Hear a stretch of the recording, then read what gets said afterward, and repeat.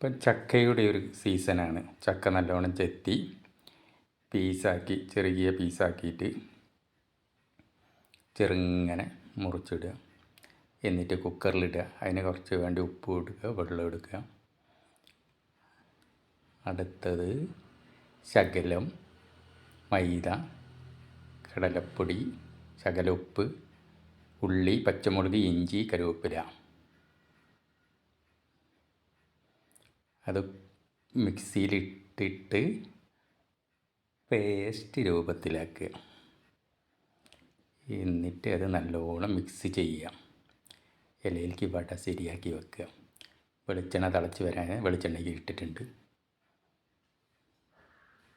വട ഇതാ, കുഴപ്പമില്ല കേട്ടോ, സംഭവം നല്ല ടേസ്റ്റ് ഉണ്ട്. ഇത്ര ഞാൻ പ്രതീക്ഷിച്ചില്ല. ഭാര്യ ഇത്ര നന്നായിട്ട് ഉണ്ടാക്കുന്നു ഞാൻ പ്രതീക്ഷിച്ചില്ല. ഞാൻ ചെറിയൊരു സപ്പോർട്ടൊക്കെ ചെയ്തിട്ടുണ്ട് കേട്ടോ.